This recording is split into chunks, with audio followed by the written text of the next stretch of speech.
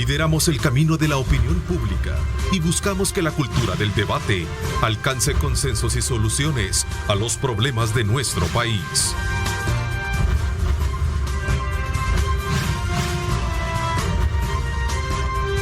Diálogo con Ernesto López.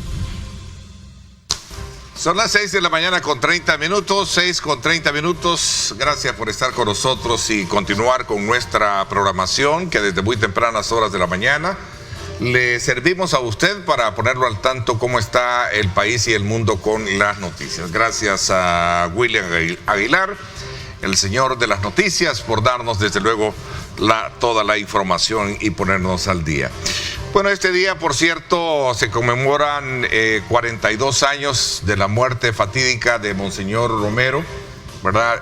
Hay una serie de actividades programadas para este día, en la cual se va a resaltar precisamente toda su obra y todo su trayecto que como sacerdote hizo hasta 1980, cuando fue asesinado aquel 24 de marzo.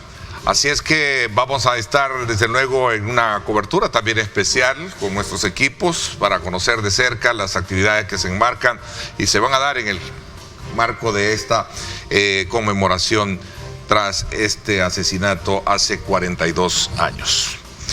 Por esta mañana también aprovechamos para poder colocar sobre la mesa un tema que hemos venido abordando días atrás y que tiene que ver precisamente con estas denuncias de acoso y discriminación hacia estudiantes de medicina en algunos hospitales y especialmente en las universidades. Tomamos como punto de ejemplo el reciente fallecimiento o suicidio de una estudiante, que creo que es la que ha venido a poner en tela de juicio una serie de aspectos que tienen que ver con ese proceso de enseñanza, pero también de ciertas violaciones o agresiones o indisciplinas que se generan dentro del proceso de formación de los estudiantes. Esta mañana, para hablar sobre este tema, nos acompaña acá el doctor Roberto Montoya Argüello, presidente del Colegio Médico, a quien quiero darle la más cordial bienvenida. Gracias por acompañarnos, Muchas doctor. Gracias, licenciado. Buenos días a toda la audiencia y esperamos conversar de este tema tan importante con ustedes.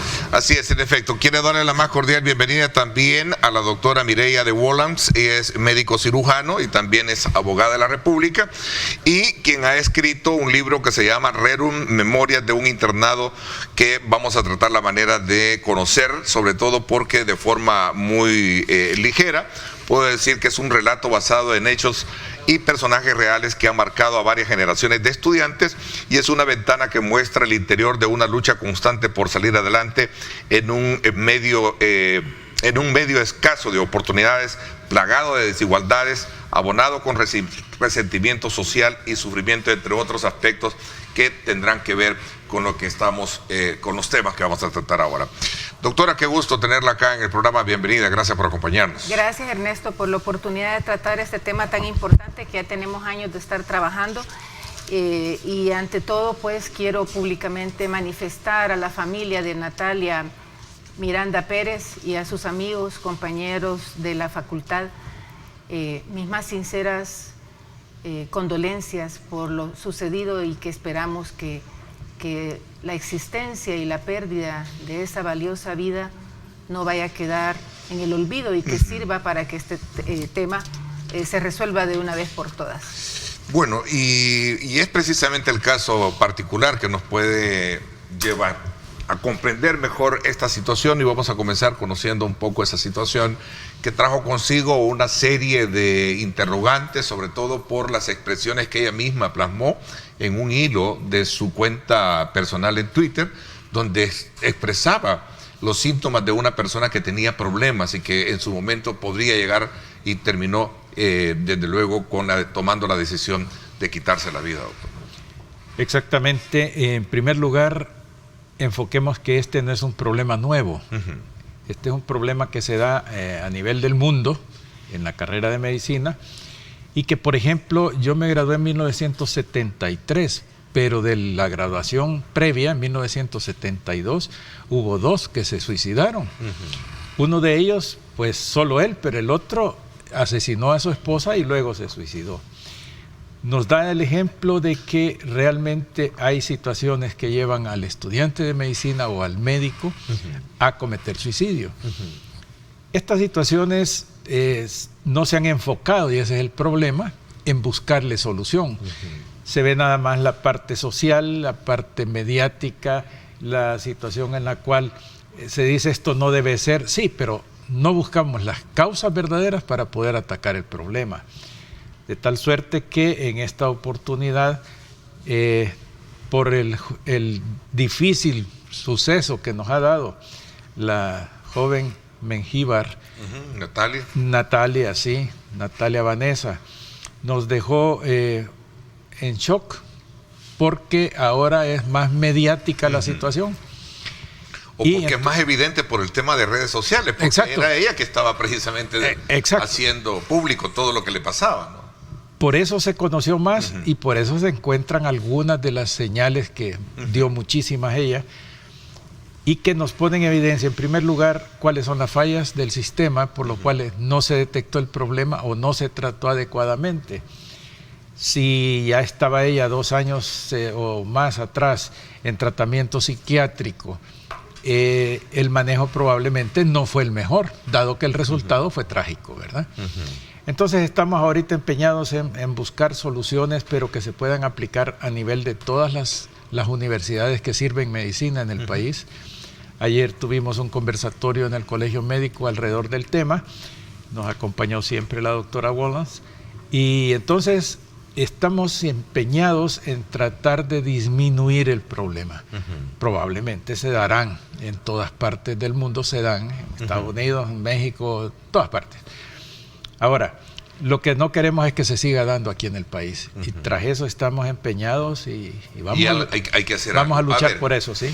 Vamos a ver, por años los estudiantes han denunciado este tipo de, no sé, de indisciplina o maltratos o comportamientos.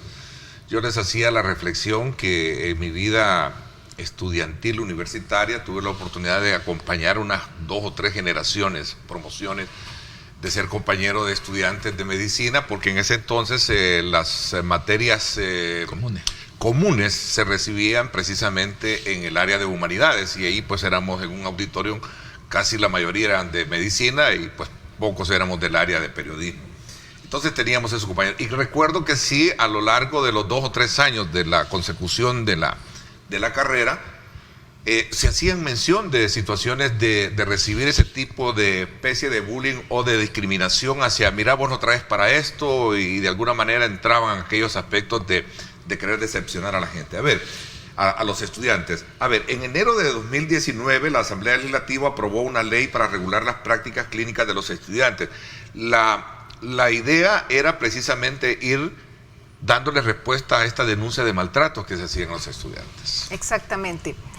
Para que la población comprenda el origen de este tema, vamos a retomar la cuestión recordando que para la enseñanza de la medicina se aplica un sistema dual de instrucción que consiste en la parte teórica y la parte práctica. La parte teórica, donde uno estudia, memoriza conceptos, y la parte práctica que se va dando desde lo que llamamos el externado, luego el internado, y para aquellos que tienen la oportunidad de hacer una residencia y especializarse, pues ellos continúan eso. Entonces llega un punto en que hay teoría y práctica, y este es un buen sistema, el sistema dual de enseñanza es excelente. Sin embargo, en nuestro país y en otros, desde hace décadas, se comenzó a degenerar, se comenzó a desnaturalizar, hasta que comenzaron a darse errores educativos y violaciones de derechos. Errores educativos, el primero, porque convirtieron al estudiante en un trabajador no remunerado o malamente remunerado, que trabaja o trabajaba, bueno, sigue trabajando en turnos de 32 a 36 horas y a la semana entre 96 a 102 horas, cuando ustedes saben, pues nuestra ley dice 40, tremenda. Física, mental. Y aparte de eso debe presentar exámenes, y les están haciendo exámenes constantemente, y de eso depende su profesión. Y como no tienen otra opción, si no lo hacen, no se van a graduar. Se configura esto en un trabajo esclavo. O sea, los estudiantes de medicina desde hace, no sé, 40, 50, 60 años han sido sometidos a un trabajo esclavo y esto sigue dándose. Porque a pesar de que la ley logramos que se emitiera el 9 de enero del 2019, la ley especial para la regulación de las prácticas clínicas de los estudiantes, hay hospitales que la aplicaron y otros hospitales no la quisieron aplicar. Y actualmente se ve que a pesar de que la ley dice que son 8 horas diarias que tienen que trabajar, turnos cada 5 días, tienen que recibir salario, no deben haber castigo, hay hospitales ahorita que como dicen, bueno, como son 8 horas, esto no puede ser. Así que los vamos a hacer entrar a las 4:30 de la mañana que comiencen a trabajar desde esa hora. ¿Cómo es posible? Si a mí me maltrataron, me patearon, me insultaron, me hicieron sufrir, arruinaron mi vida, yo no lo voy a hacer con otros. O sea, tenemos, Ernesto, un problema que ya lo sabemos, de una violencia, de una cultura de violencia generalizada en todos los ámbitos, y el de la medicina no se escapó de ello. Bueno, y no escapa pensar de que hay un dicho o mal dicho en este tipo de profesiones, así como también en otras, el hecho de que pensar, bueno, si es que esto es sacrificio, pues todo esto quiere sacrificio. Ajá. Cosa que no tiene ningún tipo de sentido, porque Así mucho puede es. trabajar una persona más de 24 horas, pero si no está con la calidad concentrada, no trabajó ni 4 horas. ¿Y por qué tiene que ser sacrificio? Porque esos son los es. elementos que podemos encontrar en eso, o son los eslabones sueltos en esto. A lo largo de las discusiones que hemos tenido, el caso de la estudiante que se suicidó era precisamente por ese tipo de situaciones que se venían dando. A ver, aquí hay una discusión, y con el respeto para la familia doliente, con el respeto, es que también ahí había otro entorno que era necesario psicológicamente, creo, tratarlo, ¿verdad? Pero había un punto de partida que es el que estamos hablando ahora, sobre todo porque en las prácticas que se generan este tipo de violencia o de situaciones de acoso o maltrato como pueden haber, ¿no? Y psicológicamente eso está ya determinado. Las conductas patológicas se repiten. Hablábamos, por ejemplo, en la escuela militar. Llega el cadete y lo agarran y sufre un montón. Y en ese momento, cuando ellos cuentan su sufrimiento, uno esperaría que al llegar ellos al tercer año no vayan a hacer lo mismo con los de primero, y son iguales o peor que como fueron con ellos. El abuelo maltratador de la abuela, el hijo maltratador de la señora, el nieto maltratador de la esposa. Esto es una conducta anormal aprendida, y se absorbe definitivamente por el sistema, se absorbe por todos los que están envueltos en un determinado tema. Y en este caso en la medicina se da lo mismo. Es que no se justifica decir es que nosotros sufrimos también. No, si lo sufrimos tratemos de no hacerlo. ¿Hay exigencias? Sí hay exigencias. El médico tiene la necesidad de ser una persona capaz de enfrentar más trabajo del usual en horas de servicio, a altas horas de la noche, cuando todo el mundo está dormido. El médico y el personal de salud en general está trabajando. Eso sí nos da la oportunidad de sacrificio, si usted quiere, en función de servir, pero no sacrificio en función de sufrir, que son cosas diferentes. Sí. Así que lo que tratamos de entender es por qué no se detectan antes los problemas, y si se detectan, qué tipo de conductas debemos tener los educandos hacia los educandos. ¿Quién debe de ser, de dónde debe de venir este control, doctora? Es decir, desde la dirección del hospital, los encargados de estas áreas, o también partamos en las universidades, pues que creo que desde ahí viene un problema serio, porque yo recuerdo, con mi experiencia, y perdóneme que me esté colocando como ejemplo, yo recuerdo que mis compañeras que eran estudiantes de medicina, ya en su tercer año, hablaban de discriminación hacia el tema de tú no traes para esto, o a lo mejor porque se desempeñaba mejor que el otro maestro, o porque era más, acuciosa a preguntar o para hacer actividades, y desde ahí vienen ese tipo de comportamientos, ¿no?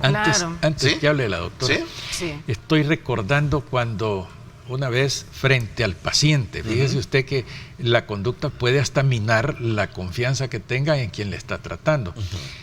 La interno estaba frente a sus pacientes, ella es la responsable, digamos, y llega con su grupo de compañeros estudiantes y el tutor. Está en público prácticamente, y entonces viene ella y dice: es que yo pensé, y le dice el médico titular, el tutor, no, bachiller, no se confunda, usted jamás ha pensado.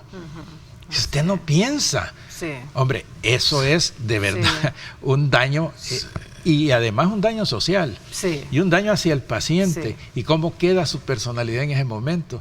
Alguien no pensante, menos que simio o robot, pues. Entonces, ese es un acoso sencillo de los que se dan constantemente. Ok, doctora, usted decía que este es un problema, no es un problema reciente, es un problema de larga data, pero ¿cuáles son esos factores entonces que lo provocan? Sí, en primer lugar lo que explicaba, querer utilizar al estudiante como un trabajador esclavo por diferentes motivos.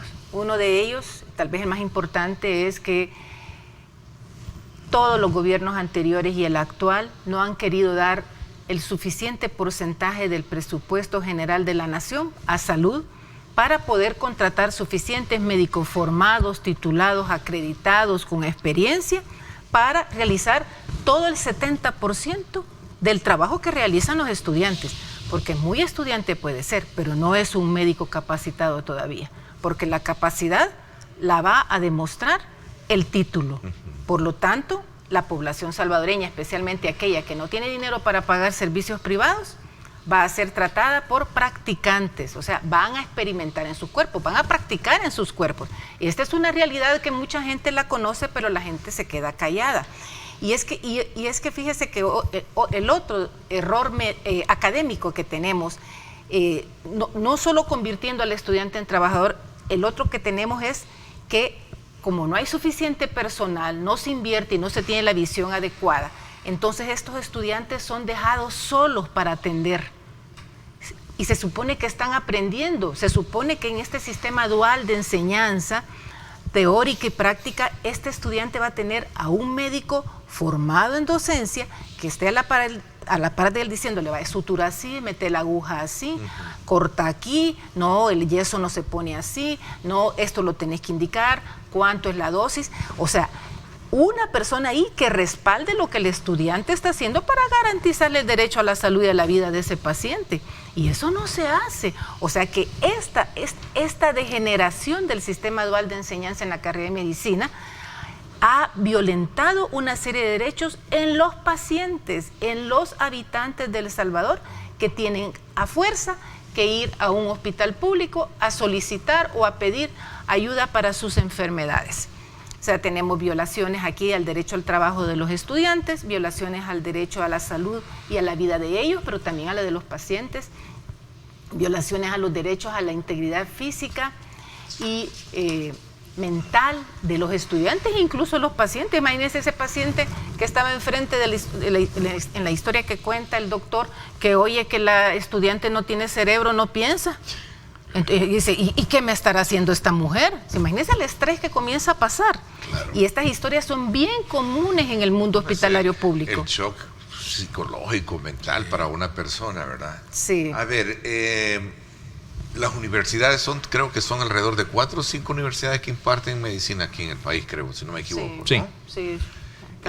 No he visto una postura al respecto con relación a este caso o a este tema en particular, que pareciera ser que se quiere invisibilizar, pero que es un secreto a voces ese tipo de situaciones que pasan. Hay un ejemplo que, por cierto, el doctor Ricardo Quiñones hacía precisamente en uno de los matutinos, y donde él decía: yo era residente en cirugía general, me castigaron con un turno que le llamaban Lulú, de lunes a lunes, y me dejaron ahí. Samingo le decían en otras épocas. Cuando era de viernes. Samingo. Samingo. O sea, son situaciones, son reales que ahí están, entonces. Sí. ¿De dónde debe de venir la corrección de este problema? Y ya me va a contar un poco la experiencia que también en su libro describe, doctora. Sí, mire. Ayer en este conversatorio que tuvimos invitamos a todos los decanos de las facultades de medicina del país para que nos acompañaran, porque queríamos justamente analizar el problema, buscar las causas y no los culpables. No queremos señalar el doctor fulano de tal se comporta de esta manera, no es el caso particular el que nos interesa, sino lo general. Llegar al punto de poder decir entonces, en la universidad lo que falta es esto, para disminuir este tipo de cosas. ¿Qué podríamos haber sacado de ayer? En primer lugar, que no hay una cultura de queja, por decir algo. El estudiante tiene miedo de expresar por miedo a la represalia que vendrá de su tutor o del profesor de la cátedra con las notas. Sacrificarse tanto para que por un capricho de un docente alguien pueda y tenga que dejar la carrera realmente es difícil. Entonces lo que se necesita es, primero, generar la cultura de demanda, pero demanda basada simplemente en hechos, con la valentía para sostenerla, porque una cosa es que a veces presentan la demanda ante la universidad y luego que ha llamado la autoridad al docente, el estudiante se retracta. Entonces ese es el problema. La mayoría del acoso y de este tipo de cosas se dan hacia el sexo femenino, pero no está excluido el sexo masculino. Entonces la cultura de denuncia es importante. Y luego la conducta correcta de parte de las autoridades, porque es al amigo del docente, porque es su compadre, lo que va a hacer es encubrir y no salir adelante mejorando la situación, sancionando a quien deba sancionar, entonces caemos en ese otro círculo vicioso. No hay denuncia y si la hay no funciona. Y si funciona, entonces generalmente va en contra de quien denunció. Eso es lo que debemos terminar en primer lugar para la parte de acoso, pero antes debemos saber si el estudiante tiene la condición psíquica adecuada para poder estudiar medicina, porque requiere una gran resistencia emocional, resistencia física y mucha capacidad intelectual. Entonces, si a alguien le detectan un problema psíquico que no va a soportar toda la carga que le vendrá de tipo académico, entonces ahí mismo tendría la universidad que tener la honestidad de decirle, mire, usted no tiene las cualidades para ser médico. Entonces busquemos otra carrera, a lo mejor afín o lo que sea. Son parte de las soluciones que espero yo que sí las podamos hacer universales en el país. Doctora, dice acá una información que publica, por cierto, el periódico Diario El Mundo. Decana de Medicina de la Universidad de Salvador desconoce quejas sobre abusos de docentes. El tema de Natalia trajo consigo un hashtag que fue el que empezó a alimentarse de reacciones de estudiantes y médicos, donde expresaban que sí, el problema era existente y que no era ajeno a las autoridades. Sin embargo, por eso hacía la pregunta, ¿deben las universidades también ponerle atención muchísimo a esto? Porque no solo en los hospitales se da este tipo de situaciones. ¿Cuál es la experiencia que recoge desde el punto de vista de su libro y otros elementos que podemos sumar a este análisis que estamos haciendo esta mañana? El tema de la responsabilidad es importante, porque aquí hay, digamos, tres protagonistas. En primer lugar está el estudiante, en segundo lugar está la universidad en la cual se está formando, y en tercer lugar está el hospital. Y este hospital es parte del Sistema Nacional de Salud y depende del Ministerio de Salud. El personaje de las universidades, que ahora se le llama institutos, pues IES, Instituto de Educación Superior, es fundamental en esto, y ellos en realidad son los que deberían tomar el papel de defensores de los derechos de los estudiantes, porque a ellos es a quien ese estudiante y su familia le está pagando los servicios de educación. Ellos deberían tomar esa responsabilidad, pero no ha sido así. Las acciones que algunas de los decanatos han tomado a lo largo de los años han sido solo para pasar el momento. Yo en lo personal pues fui testigo de varias situaciones, a pesar de que esto ya se sabía. Esto es un tema que se habla en los corredores de los hospitales, como dicen, e incluso hace 25 años el doctor José María Sifontes y la doctora Claudia Barahona, psiquiatras, hicieron un estudio del acoso sexual que reportaban las estudiantes de medicina en los hospitales. Han habido documentales completos de periódicos como la revista Vértice, que tenía antes el Diario de Hoy, en las redes sociales. Bueno, yo me acuerdo que cuando fui estudiante, mi mamá llamó a Comunidad al Día, donde estaba Jorge Hernández, para quejarse, logró que hicieran reportajes. O sea, esto es viejísimo, pero no se ha querido tomar con fuerza.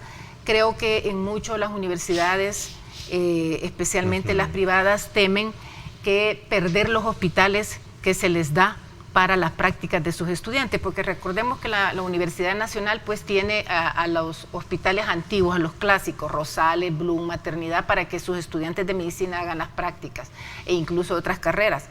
Las privadas se les da otros, y eso ha sido un devenir de problemas de que cuál me dan, de dónde hay espacio, etcétera. Tenemos el San Rafael, Santana, Sonsonate, Zacate. El reparto de hospitales, vea. Creo que los más sensibles y los más vulnerables han sido las facultades de medicina de las universidades privadas, y ellos tienen ese temor. Entonces son temas que hay que resolver. Ahora, ¿qué se ha hecho en esta tragedia? Bueno, ese es el elemento, creo que es importante. ¿Qué es lo que hemos hecho? ¿Qué experiencia nos deja lamentablemente el caso de Natalia? Porque si esto sigue, obviamente ahí seguramente hay otros factores que me gustaría en una segunda parte a lo mejor tratarlo, que es el tema de una persona de llegar a tales extremos no siendo tratada, porque si era evidente que ella plasmaba en su cuenta en Twitter que podía llegar a tomar decisiones como esa, era importante que un familiar o sus familiares o su entorno profesional inmediatamente actuara, diría yo, ¿no? Claro, aquí hay mucho que investigar, pero bueno, se han hecho una serie de cosas, logramos esa ley el 9 de enero del 2019. Entonces la ley no se está aplicando, me decía, algunos o la no aplican, sirve o se ha quedado corto en eso. O sea, la aplicabilidad, acuérdense que en nuestro país tenemos un montón de leyes, el problema es que se ejecuten, que se pongan, que se hagan vivas. Yo recuerdo que en ese entonces tuve la oportunidad de conversar con usted y su esposo, que fueron los promotores también de esa ley, que es médico también, su esposo, y decía precisamente que lo que se buscaba era dignificar el papel del estudiante ya en un área especializada en los hospitales, es decir, que se le reconociera su calidad de estudiante y su calidad de trabajador. De trabajador. Son trabajadores, pero no se desea ¿será que eso? La ley también le falta eso? Sí, bueno, toda ley es perfeccionable. Buena pregunta. Nosotros con el doctor Wolans elaboramos ese anteproyecto de ley, pero usted sabe que cuando entra a la oficina del diputado, que bueno, yo de todos modos siempre voy a agradecer que me la recibió y la pasó a la Comisión de Salud, ahí donde la chachajean, como se dice popularmente, los asesores, que muchas veces no saben de los temas y entonces comienzan a cometer errores. Nosotros con el doctor Wolans habíamos incluido un artículo donde decía que se tenía que reconocer la calidad de estudiante y de trabajador de este estudiante de medicina, valga la redundancia, pero lo omitieron, ¿verdad? Y bueno, en la discusión que hubo en la Comisión de Salud, porque yo fui la que lo fue presentar en el 2018, hubieron médicos que eran suplentes, diputados suplentes, que dijeron de que no merecían los estudiantes recibir mejoras en la atención que se les da. A ver, hay un código penal y que sin duda alguna, perdón un poco la redundancia, penaliza cualquier tipo de actuación que esté fuera de lo que sería el marco de la ley. Pero si en una ley de esta naturaleza no están plasmados ese tipo de situaciones, como por ejemplo el acoso directamente en el área médica, pues yo creo que sería bueno. Entendería yo que ya hubo un pronunciamiento de algunos diputados en la Asamblea Legislativa que van a estudiar la ley, y entendería que sería esta, para ver de qué forma se puede adaptar para evitar nuevas situaciones como las que tenemos. Ahí está, por cierto, la información publicada por el periódico El Diario de El Salvador. Diputados revisarán normativas sobre las prácticas médicas, ¿verdad? Qué bueno, porque a lo mejor ahí está el insumo pertinente que pueden dar ustedes con otras universidades también. Ahí vimos al diputado Cristian Guevara, que está precisamente liderando esa iniciativa. Voy a hacer una pausa y seguimos conversando con relación a este tema, pero quisiera también pasar, si ya concretizamos en el tema de la ley, que la ley debe de revisarse desde el punto de vista de introducir estas nuevas figuras para seguir evitar esta situación. Veamos el caso de muy en particular de Natalia y de esa situación que la llevó a tomarse, ¿verdad? ¿Cómo se ve desde el punto de vista de ustedes el tema del suicidio? Voy a aprovechar también verlo, ¿no? Vamos a la pausa, gracias por estar con nosotros.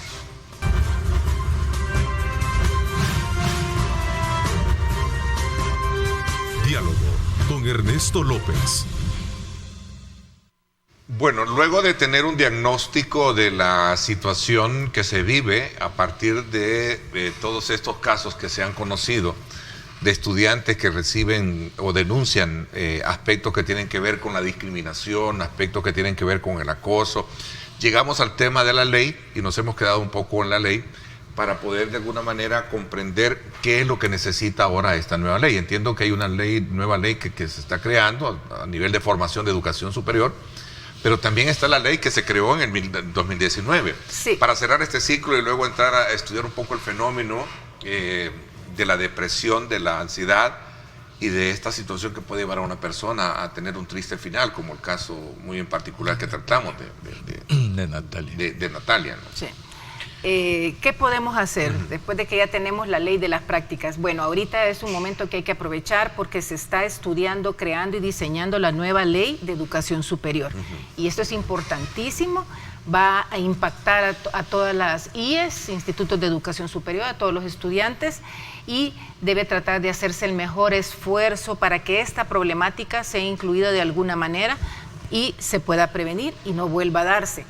La segunda parte, ya que hay interés de los diputados, muy bien, es la reforma que se debe hacer a esa ley especial para la regulación de las prácticas clínicas. La reforma debe ir encaminada a aquello que se obvió cuando se presentó el anteproyecto y que es reconocerle la calidad de trabajador y estudiante a este estudiante de medicina para que las leyes laborales del país lo protejan. Ese es el primer punto. Sí, reconocerle la calidad doble. Es estudiante y es trabajador. Que no se aprobó que se eliminó cuando se aprobó la ley. Así es. ¿Por qué razón? Bueno, no había plata, decían. Así decían, que no había dinero. Siempre dicen eso, que no había dinero, e incluso yo recuerdo que había una diputada suplente que era médico y decía de que no alcanzaba, de que ella sí había sufrido, que todos lo habían pasado así, que había que vivirlo. Punto, que ella había sufrido. Claro. Sí. Y entonces tiene que sufrir este otro. Así no es. Puede ser una teoría, es la cultura de violencia que traemos. Este ambiente hostil y dañino, este es un estudiante homónimo, dice, este ambiente hostil y dañino podría ser erradicado si no existiera la complicidad de todos los involucrados en la carrera de medicina. Sin embargo, ellos prefieren ignorar que lo anterior es un problema y considerarlo como una tradición. Ahí está, exactamente lo que estamos hablando. Sí. Es que como que es una tradición de que si yo sufrí, usted tiene que sufrir. Exacto. Esto sucede en otras áreas también. Sí. Así es, en el derecho, en carreras de docencia, en múltiples áreas. O sea, tenemos un problema social, un problema de violencia, un problema de desconocimiento, un problema espiritual. Claro, de valores. Duro, sí. Deshumanización, prácticamente, de los profesionales. El colegio médico al cual represento yo siente su obligación intervenir en este tipo de problemas porque van a la salud pública definitivamente. En cuanto a la salud personal del estudiante, pero ¿qué es lo que este estudiante va a ser capaz de dar cuando esté ya autorizado como profesional? En ese sentido es que el colegio interviene y trata de reunir a distintos sectores porque es multifactorial el problema y entonces entre todos busquémosle soluciones a esto. Seguramente lo vamos a conseguir porque estamos empeñados en lograrlo. Tenemos personas como la doctora Wallace que nos está apoyando, tenemos la Asociación de Psiquiatría de El Salvador, ¿verdad?, que está también ahí apoyando, y las universidades que ayer se comprometieron, justamente la Universidad Nacional, pidieron, no solo se comprometieron, pidieron que se haga como un foro, como una mesa en la cual se comience a tratar este problema de todos los factores actuantes. Así que esperamos tener un resultado para que no tengamos más Natalias en nuestro país. Doctora, el estado de depresión en una persona debe de ser tratado inmediatamente. Así es. Totalmente. O sea, no puede dejarse crecer, si lo queremos ver en magnitudes que lleve a tomar a tristes finales como eso. Así es, sí. Y en el caso muy particular de Natalia, pasemos ahora a ver esa etapa, digo yo, porque ahí vemos, en serio, mire, por ejemplo esto, y de nuevo, no quiero hacer apología de esta situación, pero debe de sentarse un precedente, porque El tema de la depresión, oigan bien, amigos que nos sintonizan, es una enfermedad que ha surgido post pandemia. Se ha potenciado. O se ha potenciado, porque siempre ha estado ahí. Sí, sí. ¿Verdad? Y este es un elemento importante que se le debe de poner atención desde el punto de vista de una política de Estado, ¿verdad? Para trabajar el tema de programas de salud mental. Sí. Porque el caso de ella es el que ya se invisibilizó, pero ¿y los que están ahí? Exacto, hay muchos. Yo les decía alarmados. de que después del COVID muchas personas hemos quedado, ¿cómo se le llama eso? Luchando contra esos estados emocionales, porque son estados emocionales. Sí, así ¿verdad? es. Alterados, que se conocen como ansiedad, sí. Y en este caso también con la depresión. El caso de Natalia, yo lo ejemplifico como aquel maizal que está seco y pasó el tutor o el docente o el residente y le lanzó una cerilla encendida y tomó fuego.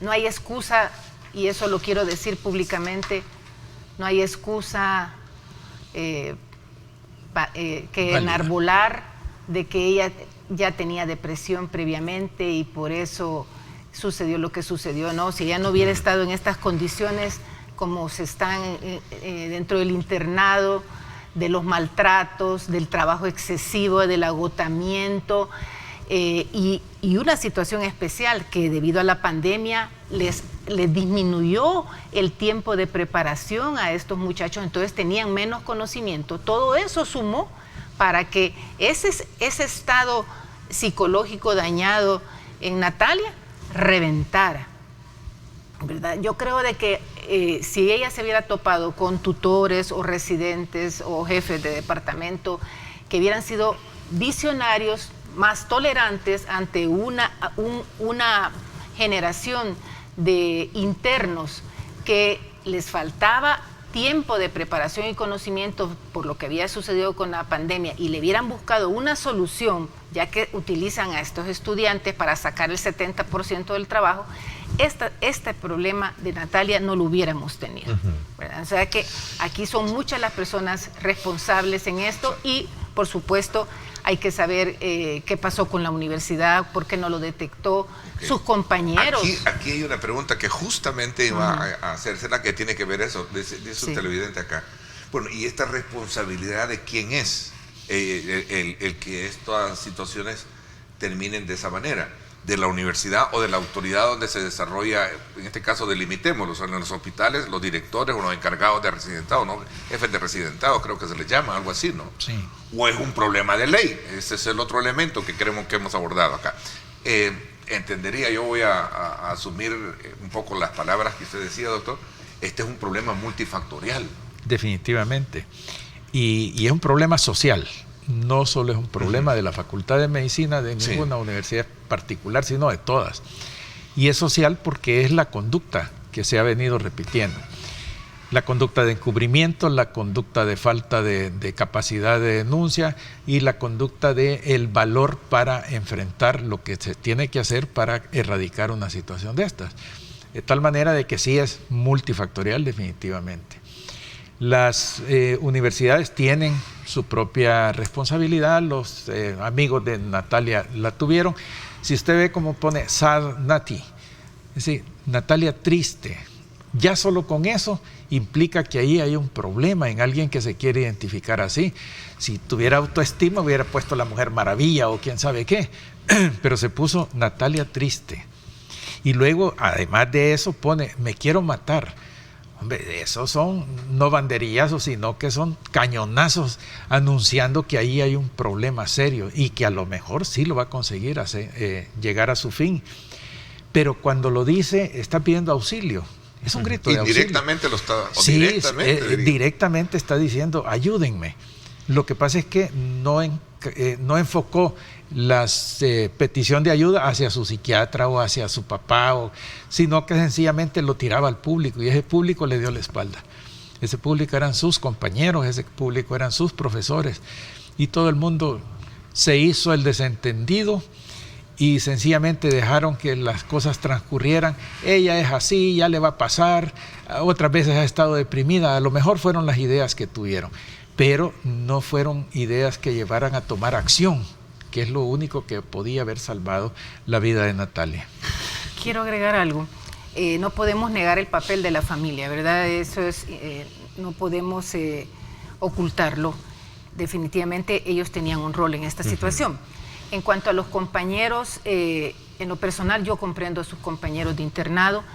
Decir cualquier cosa en ese proceso de formación es echarse de enemigo a todo el sistema, y usted medio habla, medio se queja, y ya comienza una cadena de venganzas para ver cómo le buscan un expediente con un error médico, cómo lo aplazan, cómo lo ponen mal con el tutor, cómo le bajan la nota de la práctica, hasta tratan que usted no vaya al examen teórico, que es el 50% de la calificación de la rotación.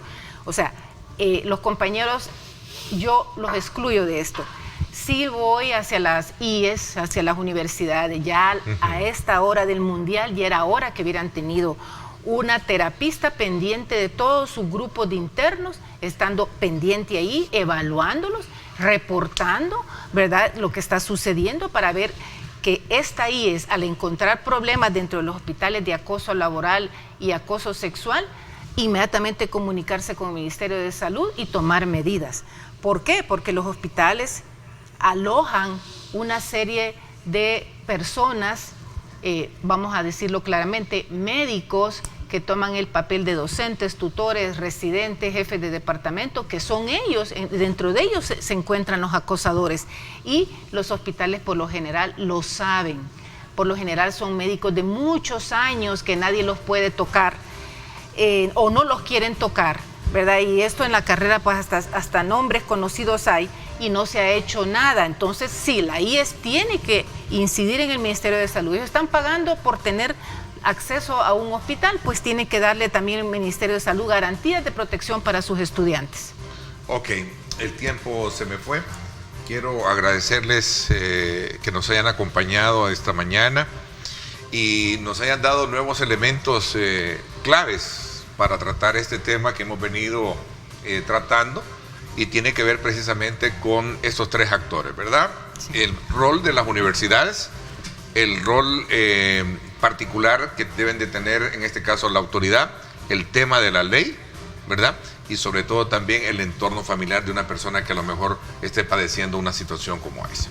Sí. Así es que muchísimas gracias por habernos acompañado. Solo un último mensaje, aprovechando, diciéndole al pueblo salvadoreño, he escrito esta novela hace unos años. Todos los fondos de la venta se están donando por 10 años a la Fundación Fe y Alegría para apoyar los programas de educación para los niños que fueron víctimas de la pandemia, y trata de la problemática para la sensibilización de todos nosotros los salvadoreños.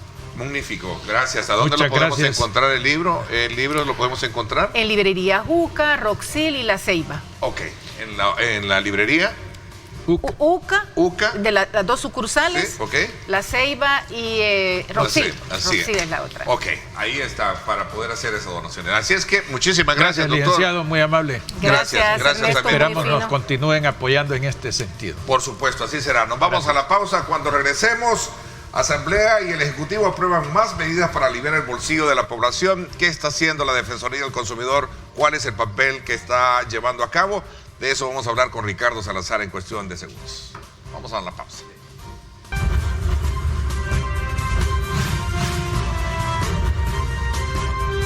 Diálogo con Ernesto López. Gracias nuevamente por estar con nosotros. Son las 7 de la mañana con 21 minutos. Agradecemos a todos y cada uno de ustedes el estar prestos a enviarnos sus comentarios o sus preguntas, y sobre todo también por ese tema muy importante que abordamos hace unos minutos y que tiene que ver con esas alteraciones que se sufren en el sistema emotivo o emocional de la persona, ¿verdad? Pero de hecho, lo importante, de manera de reflexión, más allá de los aspectos que abordamos con los profesionales de la medicina, si usted conoce o está padeciendo de algún síntoma parecido a esos estados alterados emocionales, ya sea para depresión, sentirse triste, decaído o desanimado o alterado o ansioso, como lo decimos, busque auxilio. Busque auxilio, primero la oración es bien importante, y luego busque el auxilio clínico. Ricardo Salazar, presidente de la Defensoría del Consumidor con nosotros acá, bienvenido, gracias por acompañarnos. Bueno, nuevamente Ernesto, es un gusto estar acá acompañándoles, también un saludo a toda la familia salvadoreña.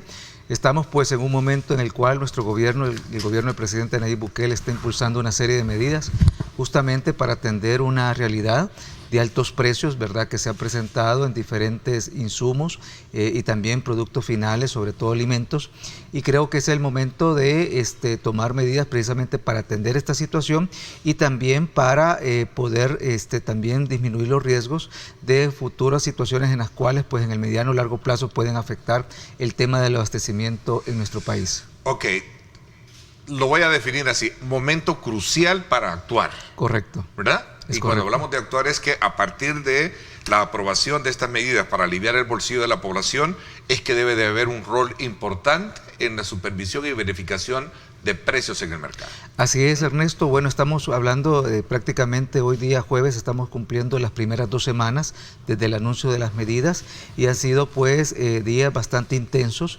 que tiene que ver con, por un lado, la implementación de estas medidas partiendo de la elaboración, presentación y aprobación de una serie de decretos que han permitido viabilizar, que han permitido pues implementar muchas de estas medidas.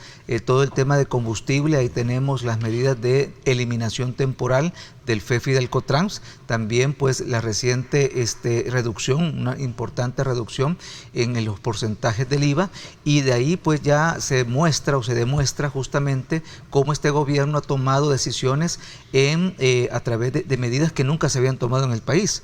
Esto es bien importante señalar, estas medidas no tienen un antecedente, no tienen un precedente histórico reciente que haga ver justamente cómo el gobierno está atendiendo una dinámica de altos precios de los combustibles. Recientemente, en los últimos 10, 15 años, hemos tenido estas escaladas de precio en el cual el tema de las gasolinas han estado rondando los $5 y obviamente que en esta situación particular hemos tomado las medidas oportunas para evitar esta situación. Justamente, pues a partir del día de ayer que se aprobó, entra en vigencia la eliminación temporal o la reducción, mejor dicho, temporal del IVA, ¿verdad? Estamos nosotros ya afirmando que El Salvador tiene los precios más bajos de las gasolinas en Centroamérica, ¿verdad? Mientras otros países ya están superando o rondando los $5 por galón, aquí en la región, en El Salvador tenemos pues precios, en el caso de la gasolina especial, de $4.30 por galón. Esto representa un ahorro de 60 centavos a partir de todas estas medidas que se han tomado con respecto al FEFE, con respecto al COTRANS y con respecto pues a la reducción temporal del IVA. En el caso de la gasolina regular estamos hablando de un precio que en este momento se está pues ya mostrando en las diferentes gasolineras de $4.15 en el autoservicio. Aquí estamos hablando de una disminución de 57 centavos por galón y en el caso del diésel hay una disminución de 53 centavos por galón, dando un precio en autoservicio que ronda los $4.14. Estos precios fueron anunciados por el señor presidente de la República. Estos precios son prácticamente una medida que permite estabilizar los precios. Vamos a hablar amortigua sin duda, pero también hay que señalar la labor de vigilancia que tú bien lo señalas, Ernesto. En todas estas medidas hay un eje de protección al consumidor relevante e importante que el señor presidente de la República, Nayib Bukele, ha mostrado y ha señalado la importancia de la verificación, porque es el medio a través del cual el gobierno, el Ejecutivo, logra también corroborar, logra también garantizar que estos beneficios pues se trasladen a la población. Todo este tema, por ejemplo, en hidrocarburos, estamos hablando que a la fecha pues ya llevamos no menos de 1.500 inspecciones a nivel nacional. Dentro de los resultados que en este momento hemos logrado determinar, por un lado tenemos pues el tema de que por una parte pues detectamos cerca de 13 casos en los cuales gasolineras aún no estaban trasladando el tema del Cotrans, ¿verdad? Estos fueron ya determinados. ¿Sancionados? Y ¿Hay sanciones? estos están en el proceso sancionatorio por parte del Ministerio de Economía. También tenemos 5 gasolineras a las cuales se detectó el tema de el incumplimiento a la cantidad, y 8 gasolineras que el día de ayer nosotros detectamos ya al final del día. Tenemos el reporte de 8 gasolineras que aún no habían trasladado la reducción temporal del IVA. Acá tenemos los precios regionales, ¿verdad? Regionales. Eso Correcto. es bien importante resaltarlo desde el punto de vista que gracias a las medidas que se han tomado en la Asamblea Legislativa a solicitud del Ejecutivo, y particularmente en el tema del combustible, estamos teniendo el precio más bajo en la región, ¿no? Correcto. Tanto entonces, pues en gasolina superior o especial y regular, ¿verdad? Irregular, ahí sí. Tenemos pues como El Salvador está con 4.31 versus Guatemala, pues que está acá muy cerca pues de nuestro país, está 4.94 el precio por galón. Perdón, en el caso de la regular de 4.15 en El Salvador, en el caso pues de Guatemala de 4.86, y como verán en el caso de Honduras, ahí pues estamos en segundo lugar, 7 centavos abajo, pero la diferencia de 50 centavos con respecto a Guatemala es bastante importante. Así que estos precios hablan del impacto de las medidas. Estamos hablando de que todos estos países, al igual que nosotros, somos dependientes de los precios internacionales, que estamos nosotros pues dependiendo de esta situación, que en muchos de estos casos son estrictamente especulativos, ¿verdad? Que estamos a la debilidad de estos mercados, pero estamos analizando y tomando las medidas en el camino a efectos de poder garantizar pues los precios que sean pues apropiados, y sobre todo esto es un gran alivio a la familia salvadoreña. El día de ayer que nos encontramos junto con los diferentes pues titulares del gabinete económico en las diferentes gasolineras, logramos pues ver el beneficio, logramos ver las muestras de agradecimiento de parte de la población, que ellos pues separaban y nos hacían ver la importancia de estas medidas, y sin duda alguna el señor presidente de la República está muy atento y seguirá pues atento a efectos de poder realizar las medidas necesarias para amortiguar el impacto de esta crisis que afecta pues a todos los salvadoreños. Es decir, se está tomando al toro por los cuernos. Así es, Ernesto. Las sanciones, si hay, o sea, o hay que seguir el debido proceso, porque en esto, claro, en este tipo de situaciones, y lo hemos conversado siempre, lo que se busca es contar con una herramienta legal. Así es. ¿Verdad? Que le dé los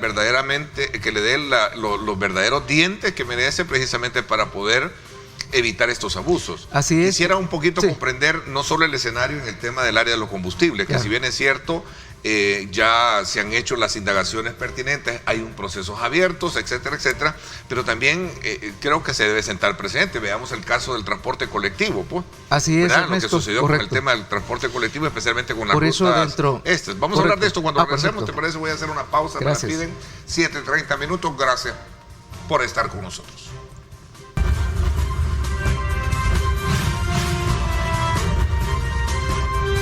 Diálogo con Ernesto López. Gracias nuevamente por estar con nosotros. Decía de que uno de los aspectos importantes a la hora de, lo vamos a hablar así, es decir, se está tomando al toro por los cuernos, ¿cierto? Así es, Ernesto. Pero esto debe ir más allá para sentar un precedente de lo que sucede, de aquellos que abusan del mercado. No, yo estoy haciendo una generalidad, pero hay quienes abusan del mercado.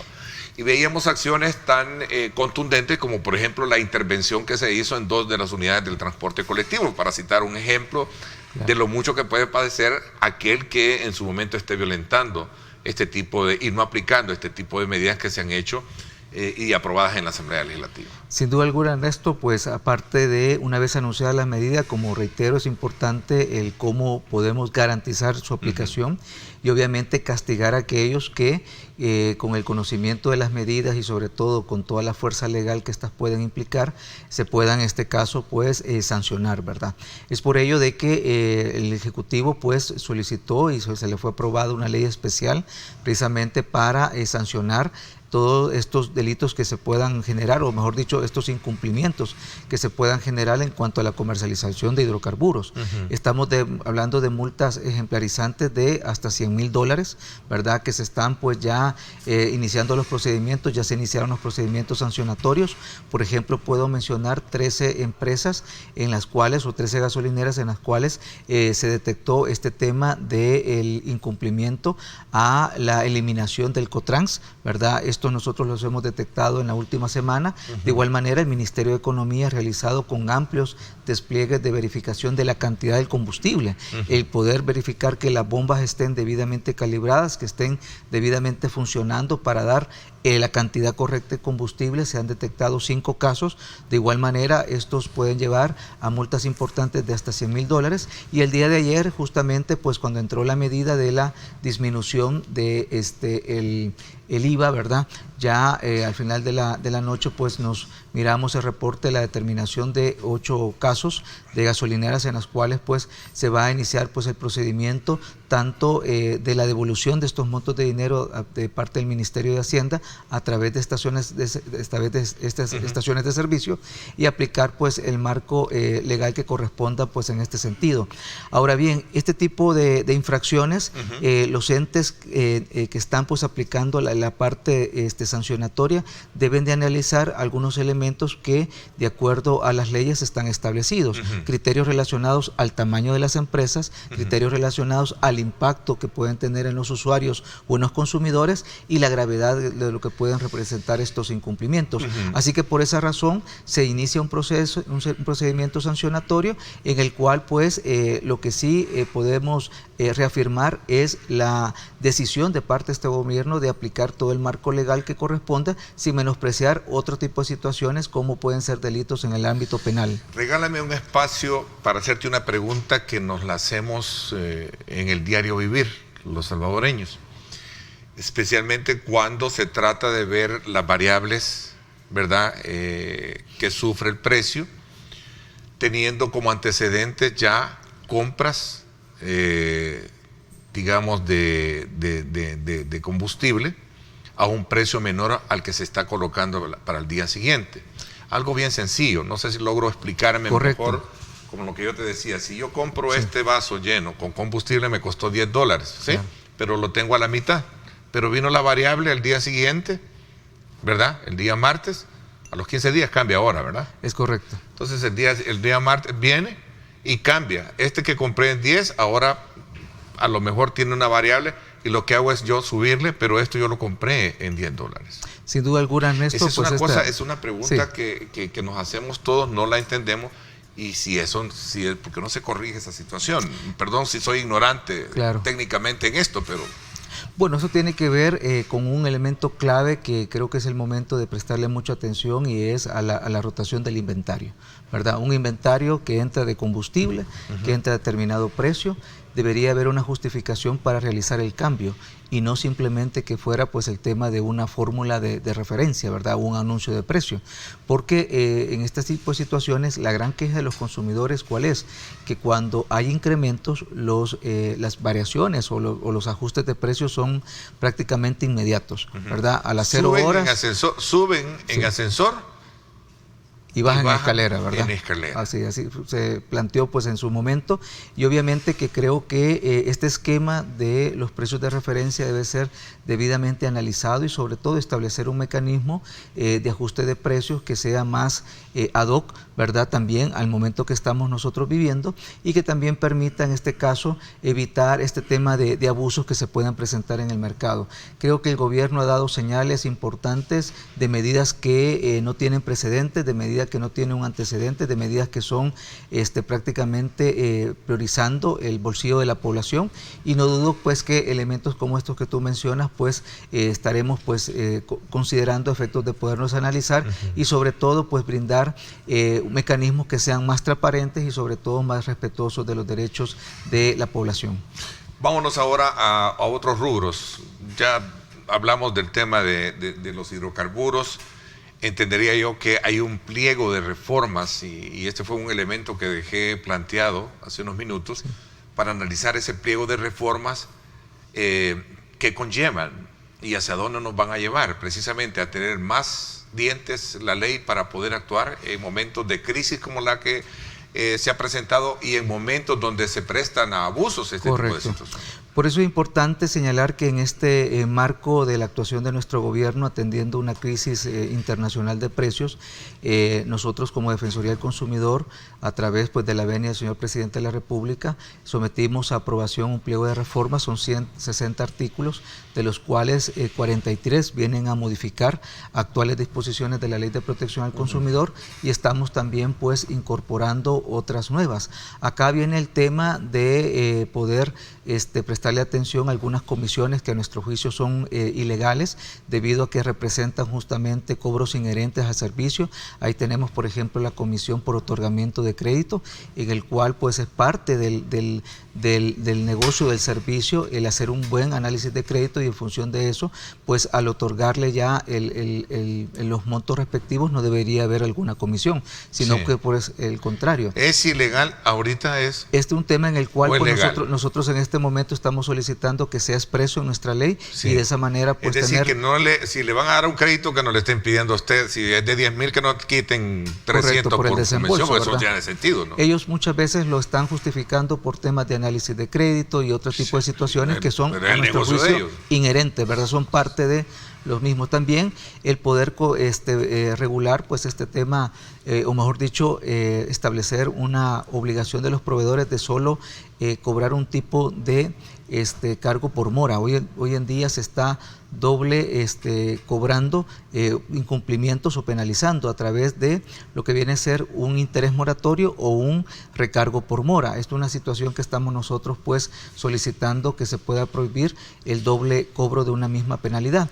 De igual manera pues hay otros temas en los cuales vemos la necesidad de ampliar las facultades de la Defensoría del Consumidor, como es justamente la situación en la cual pues nosotros estamos solicitando que se nos pueda dar la competencia de realizar los allanamientos. Esto es muy importante hoy en día, tenemos que realizarlo a través de la Fiscalía General de la República y bueno, siguiendo un debido proceso donde uno va a un juzgado a solicitar la causa de la necesidad del allanamiento. Creo que es importante para detectar y por sobre todo para investigar delitos relacionados como el tema del acaparamiento, ¿verdad? Hoy en día nuestro Código Penal establece esta figura, este delito, en el cual aquellos comerciantes, y aquí es bien importante señalar esto, Ernesto, que retengan, ¿verdad?, producto, almacenen producto, saquen del orden normal de circulación, pues, producto para provocar un alza de precios, es ahí donde la figura del acaparamiento, pues, se está persiguiendo y en función de esto, pues, pueden haber penas de cárcel que pueden ir de los 2 hasta los 5 años. De igual manera, pues, estamos nosotros solicitando que se nos pueda otorgar la figura de un inspector encubierto. Esto es muy importante también, Ernesto, para que los inspectores de la Defensoría del Consumidor, pasándose como un consumidor normal, puedan testificar temas relacionados a los precios, temas relacionados a la publicidad, temas relacionados al tema del producto vencido, en fin, otras competencias que en el marco también de esta emergencia nos darían pues elementos importantísimos para poder avanzar en la protección al consumidor. Y en materia también económica es importante señalar competencias de la Defensoría del Consumidor para atender casos de sobreendeudamiento. Sabemos que también esta situación económica ya de 2 años después de la pandemia ha generado que muchas familias tengan problemas de ingreso, tengan problemas de empleo, tengan problemas para poder atender sus compromisos financieros, y es a través de la intermediación de la Defensoría del Consumidor que nosotros estamos pues buscando tener la competencia necesaria para poder avanzar a soluciones que le permitan a los consumidores pues poder responder a estos compromisos financieros y sobre todo darle una respuesta a la ciudadanía que tanto lo necesita en el tema pues del sobreendeudamiento. Ok, vamos a una pausa. Cuando regresemos, ¿cómo están los productos de la canasta básica, los precios? Sería bueno que diéramos un repaso, especialmente para medir los alcances que han tenido las medidas que fueron tomadas en la Asamblea Legislativa. Por ejemplo, sin duda alguna todo esto tiene que ver, y esto yo lo he venido insistiendo de manera frecuente, todo esto tiene que ver con el efecto per se, el efecto cascada que provoca la variable en los precios del combustible, ¿cierto?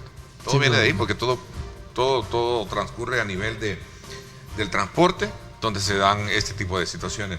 Pero vamos a medir un poco cómo está el mercado, ¿verdad? Vamos a la pausa y regresamos con más.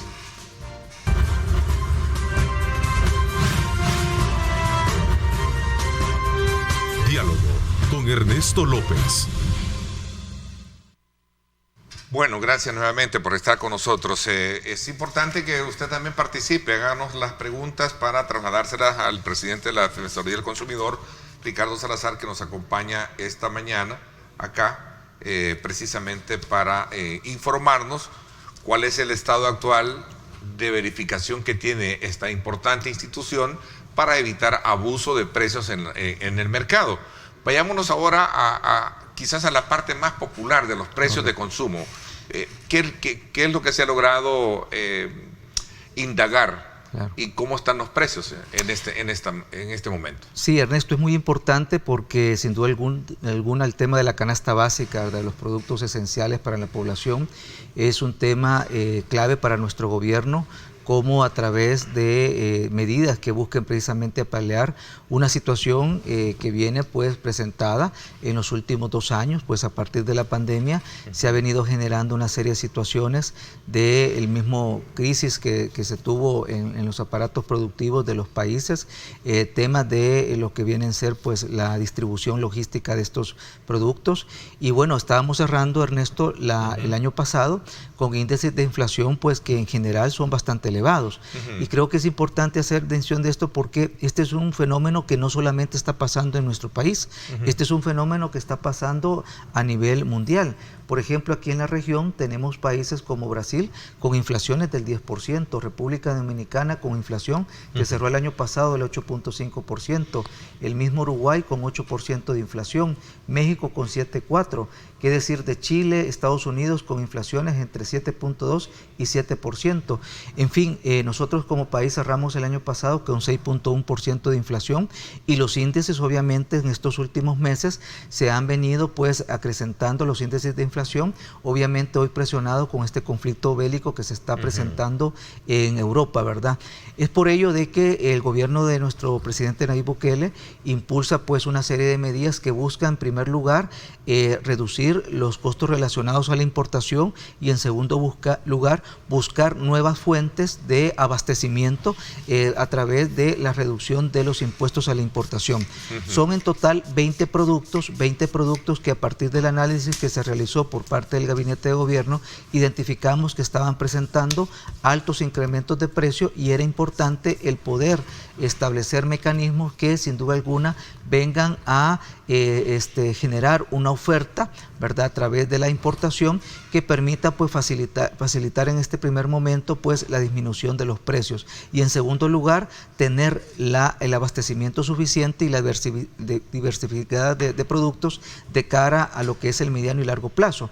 Estamos hablando de 20 productos como los granos básicos, ahí va todas las cadenas relacionadas al frijol, tanto rojo como negro, maíz, tanto lo que es el blanco como el amarillo, va también el arroz, va también el tema del azúcar, también tenemos hortalizas como el tomate, el chile verde, también tenemos la cebolla, también hay verduras ahí en las cuales pues están haciendo toda la liberación, en este caso de las partidas arancelarias, y también hay un tema importante y es de cara a cómo fomentar la importación de insumos agrícolas que vengan a mejores precios, porque también este mercado en particular sabemos que tanto Rusia como Ucrania vienen a ser uno de los principales exportadores netos de este tipo de productos a nivel mundial, lo que vienen a ser fertilizantes como la urea, lo que viene a ser también el tema de plaguicidas, el tema también de herbicidas, el tema de abonos, ¿sí? En fin, hay una serie de productos que este gobierno, el del presidente Nayib Bukele, está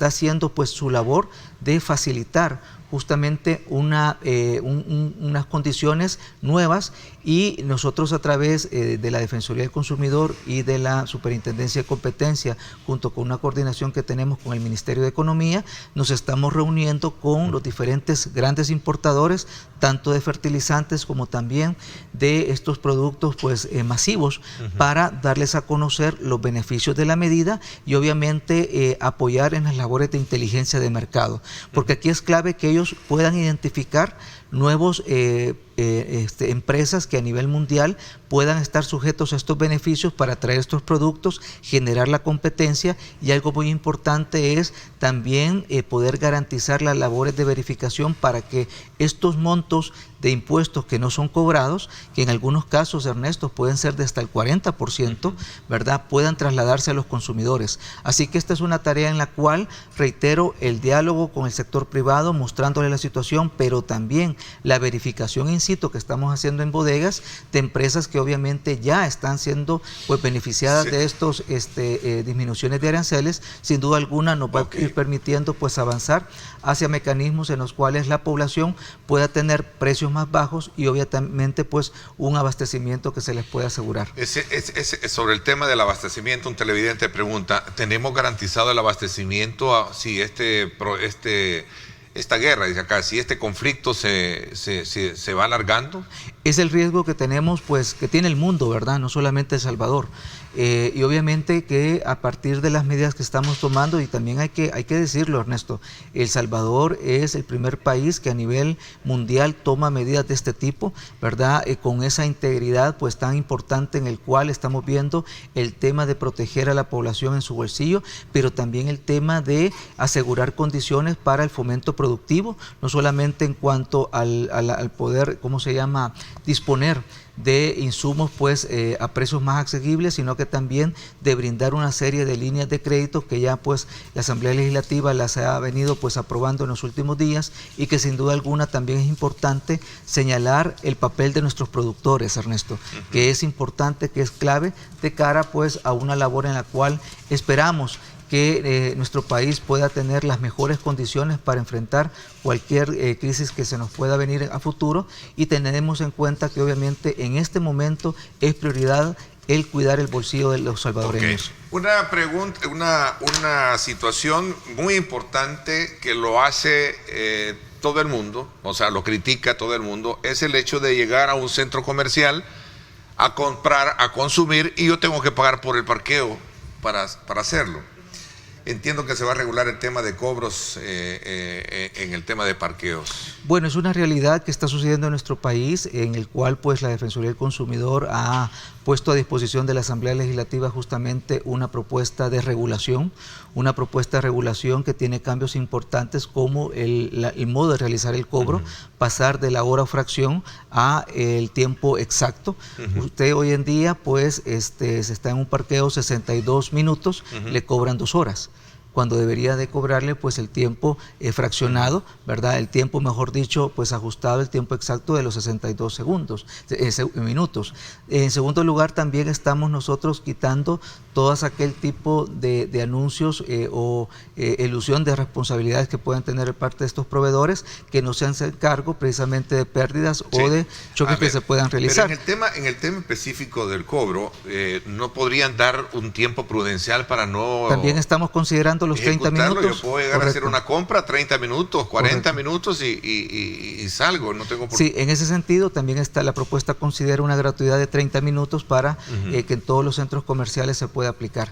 Así que pues estaremos pendientes de la discusión de parte de la Asamblea Legislativa de estas y otras reformas que hemos nosotros propuesto. De momento hemos nosotros aclarado en la Comisión de Economía tuve la oportunidad de asistir para presentar y también aclarar algunos de estos puntos, y esperamos que en los próximos días pueda ser aprobada estas reformas, que sin duda alguna vienen a fortalecer el trabajo en la institución y sobre todo vienen a tutelar los derechos de nuestra población.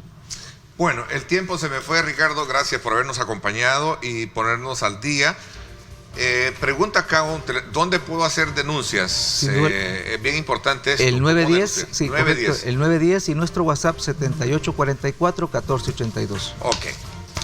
Ahí está el 910 para que usted pueda hacer las denuncias si considera que haya un abuso en el precio o se están cometiendo violaciones en el tema de precios, y si ve que también hay acaparamiento o algo, puede denunciarlo. 910. Así es, correcto. Estamos ahí para servirles. Igualmente, pues un saludo a todos. Gracias, Ricardo, por habernos acompañado, y vamos a estar atentos a conocer más adelante el resultado de indagaciones y operativos que sean para poder prevenir que hayan abusos en el mercado. Gracias. Así es, muchísimas gracias.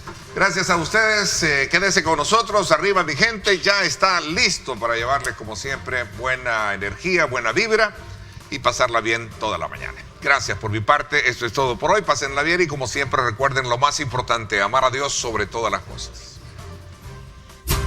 Lideramos el camino de la opinión pública y buscamos que la cultura del debate alcance consensos y soluciones a los problemas de nuestro país.